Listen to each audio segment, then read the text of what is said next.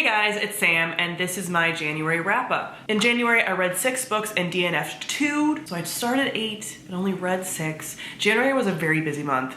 I think February is also gonna be a busy month. I'm just kind of like, oh no, I have all these goals because like last year, January was one of my like best reading like months as far as quantity of books read. It's not like January was a bad reading month for me by any means, but it was just I wasn't reading as much, but it's not because I'm slumpy, you know? I'm just busy. So yeah, anyway, let's get into it. The first book that I read this year was a 5-star read, which is very exciting, and that is Locklands by Robert Jackson Bennett. This is the third and final book in the Foundry Side series, Founder series, I forget the technical name, but the first book is Foundry Side. This does have triggers for death of a child, mind control, and self-harm, and because it's the final book in the series, I can't talk a lot about it, but I have done a spoiler-free review for this, and also a just like overall spoilery discussion of it, which I will link on the screen. But this was a really good conclusion, especially for a series that I wasn't sure I was going to continue because I had forgotten a lot about it, but I'm so glad that I did. The way that this wrapped up was so good, satisfying, interesting. The themes of this world are very interesting. The way that this world is set up is really cool because it's a fantasy book, but the fantasy like elements, the magic system is very technological feeling. So it's not science, but it feels science-y, but not in the way that some magic systems do. Like some people are like, oh, is this kind of like Brandon Sanderson magic systems? No, like this is like if you took magic and turned it into tech. It's very cool. I haven't really seen anything else like it. So I really like that. I really like the relationships in here. I like the different like found family dynamics. I like what it is talking about as far as like community and community building, grief, like it covers a lot of stuff. So I really enjoyed the series. It's very unique. I highly recommend it. 5 out of 5 stars to this book, and honestly a 5-star series in my opinion. I think maybe the second book I might not have liked quite as much, but the first one and the last one were 5 stars, and maybe book 2 was 4, I don't remember off the top of my head, but highly recommend this series if you haven't tried it already. Then I actually picked up a book that I had originally tried to read back in 2020, it just wasn't the right time for me, but this is a book that I'm reading for that last chance DNF or read vlog, so hear more about it there. But that is The Midnight Lie by Marie Rutkowski. This is the first book in a YA fantasy duology that takes place in the same like universe slash world as the Winners trilogy that she previously wrote that I really loved. This has triggers for torture, emotional abuse, gaslighting, and homophobia. This follows a main character who is part of this world where she is like a lower caste, and her caste is really abused by like everybody else, and there's like magic in this world but no one really understands it, and something happens where she gets thrown in jail when she shouldn't have been, and she ends up meeting this person who she originally thinks is a boy but is actually a girl, and there's a sapphic relationship going on and like forming here, and everything kind of takes off from there because this person is not from the same area, and like it opens up sort of her world and everything. So when I first picked this up in 2020, I like could not get into it. This time I like flew through it, so it just goes to show that sometimes books you're picking up at the wrong times, things like that. So I thought this world was interesting and intriguing. I liked our main characters, but I did feel like the side characters were a little bit flat, but like the plot stuff and what we're sort of uncovering was kind of cool. I'm a little cautious about how this does connect to the other series. It's not a direct like sequel or anything, but there might be some things about the other series and I'm like, wait, what are we doing with some of those characters? But I'm definitely intrigued and I plan on continuing this series, finishing up this duology. So I give this a 4 out of 5 stars. Next I read Nevermore, The Trials of Morgan Crow by Jessica Townsend. This is the first book in the Morgan Crow series, which is a middle grade series that follows our main character, Morgan Crow, who is a cursed child, quote unquote. So like bad things happen around her. She was born on a certain day. That means that she and any other kid born that day are cursed.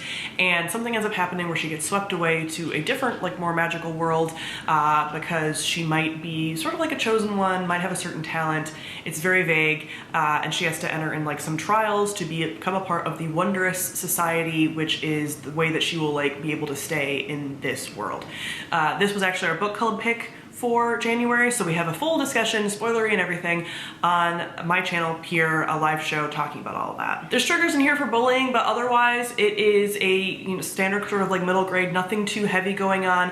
This was a delight because it was a mix of that like sort of kid gets swept away to a magical world, typical like middle grade situation, but the characters were really lovable. There were some that were kind of irritating, but it made sense as to why, kind of in this like plot type way. Nothing got super bogged down. We had a nice mix of like the day-to-day stuff and Morgan forming relationships and things, and then the like trials and things. The world is just whimsical and eccentric and fun, and it's very, you know, things are just the way they are, you know, and sometimes it's nice to be in a cozy fantasy, or a middle grade especially does this, where it's just like, we don't need a big explanation for why the world works this way, it just does. Amazing. There's giant talking cats and other animals. It's just delightful. So I plan on continuing this series.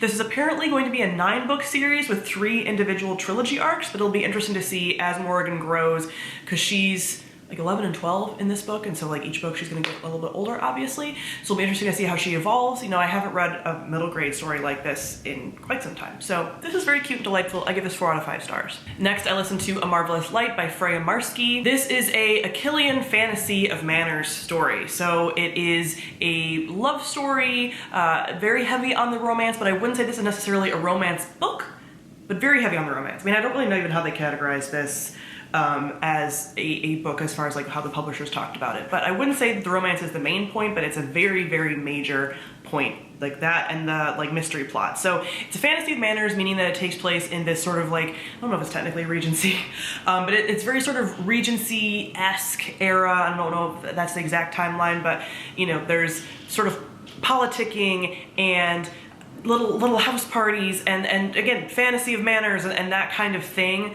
where you feel like you're in an older novel, older time period, whatever, and magic is kind of part of society, and our 2 main characters are sort of involved in this magical plot. One of them is a magician and knows about magic. One of them gets pulled into it because of family dynamic, political crap, and gets introduced to it, and they end up having to kind of like team up and figure out this mystery because there's something much more sinister happening, and in the interim they also fall in love. So this was cute but didn't completely grip me, which is kind of what I was thinking, which is why I put this book off for a while, but for a few times I almost unhauled this and people were like, no, it's pretty good, try it out. I liked the audiobook. There is that like, sometimes I get this like secondhand embarrassment feeling from some fantasy of manners types things, where it's like all the biting words and the kind of bullying and all that stuff that can kind of happen.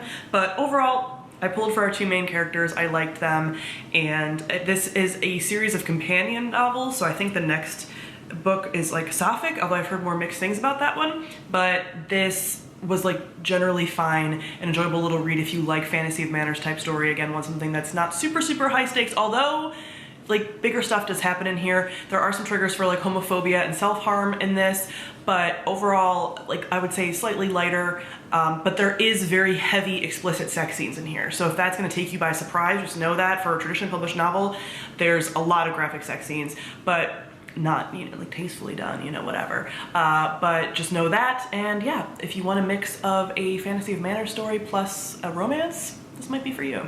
I gave it 3.5 out of 5 stars. Then I did read 2 nonfictions. One I was kind of finishing up because I kept having to check it out at the library and give it back and check it out because I was reading it so slow. And then the other one was a witchy book. So both of those I'll talk about more in depth on my other channel, which is linked down below, where I talk about everything kind of outside of bookish stuff. But when there are books about other topics, I talk about it there. Typically my like nonfiction stuff, my witchy books, witchcraft related books, and like psychology related books. So the first one there is The Ethical Slut, and I'm forgetting the names of the authors, but it's a pretty popular book, so here's the cover. And this is like a primer book on ethical non-monogamy. I've been reading a number of books on ethical non-monogamy for like a number of reasons, but the main one being that I'm a therapist. I have to be like well-versed in a lot of different things, a lot of different relationship configurations, and I honestly find personally that learning about different relationship structures is very helpful, and that they can be applied, like principles from different things can be applied regardless of the relationship structure you choose. So this was one of the first books that was ever really written about ethical non-monogamy, which includes polyamory, open relationships, swinging, like as long as I prefer the term consensual non-monogamy and that everyone knows what's going on. I think that calling something ethical is hard to do, because you can't just say like it's ethical non-monogamy when you're not acting ethically. Anyway, that's a whole sidebar that I can talk about on my other channel if you want me to. This is one of the first ones ever created. I think this is like the 3rd edition of this book, so that it has been updated. This was better in some parts than others. So the first part is very heavily sort of like sexual liberation focused, but I just kind of found like a little like not really for me, because I do think so much of ethical non-monogamy is focused on sex when that's really not even the main point of non-monogamy. So that was like but then when you got farther in, it talked more about like relationship stuff, community, connections, connection building, things like that. I describe this book as, again, a primer and very broad, like covers a lot of topics, but very shallowly. So it's a nice introduction.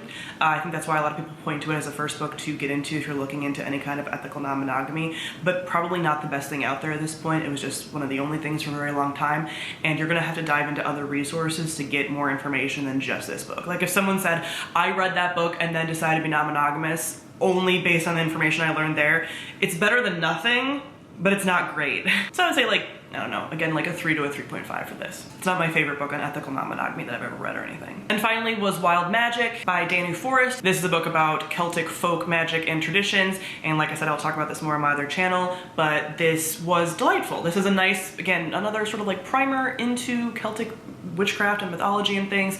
This was easy to read. It was broken up into different sections as far as mostly elements, because a lot of Celtic folk magic and things are tied into the elements, so there's a lot of connection to that. This is another one though that I feel like it gave me a lot of good starting points, but a lot of witchcraft books do that where like you have to dive deeper into a certain topic. So it gave me a lot of starting points to go off of. My one major complaint was that there are a lot of uses of Irish language, Gaelic in particular, and no pronunciation guide. Like, usually they will phonetically say how to pronounce a word. I don't know how to say things in Gaelic. Like, the fact that there's so much Gaelic included in here and no way of pronouncing it was a little bit, like, off-putting, because I didn't want to have to look up a word every single time I saw it. So, yeah, but this gave me a good starting point. I would read other books by this author because they do some good books on Irish witchcraft and stuff. And again, I'll be talking about this more in depth in my other channel. I'll probably be doing a full review on this. I gave this one 4 out of 5 stars. And then very quickly, my 2 DNFs. Neither of these books are books that I think were bad or poorly written or that I wouldn't recommend. I actually would recommend both of them. They just weren't really for me. I talked about this a little bit more in depth on my book talk channel, but talking kind of about how DNFs for me this year, I'm trying to focus not on just reading stuff just because it's fine, like if it's not gripping me, if I just feel like it's not for me, and that's kind of what these were. So first was The City We Became by N.K. Jemisin. I think I got about like 100 or more pages into this. I was listening to it on the audiobook though, which is a great audiobook, but the big thing for me with this, and the reason why I put this book off for a long time anyway, because I suspected this would happen, is that this is a urban fantasy book that takes place in New York and is so about New York City, which it's supposed to be. But the main characters are all getting sort of transformed into personifications of the different boroughs of New York,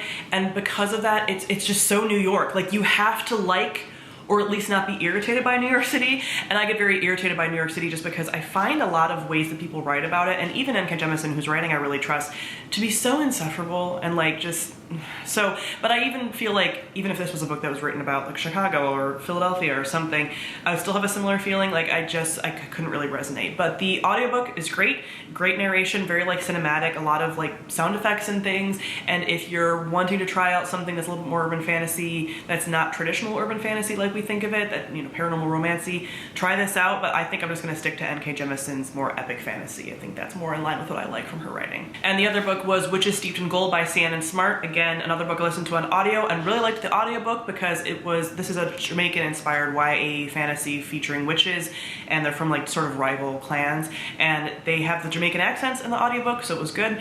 But what I was finding is, again, I was way over 100 pages in that. I think I almost got halfway through, and it was just a pacing thing. Like, not a lot was happening, and for a book that was like sort of about like magic and witches and rivalry and whatever, it was a lot of political machinations, which I tend to like, but I didn't find these characters to feel super tonally different, so it was kind of hard to differentiate the two, even though there were different voices, and it was just really dragging, like really a lot of setup. So I just really wasn't gripped by it. Again, if you want to read a book that is inspired by sort of like Jamaican folklore and mythology, although you didn't even really get a lot of that in the parts that I was reading, I would have liked a lot more of that too.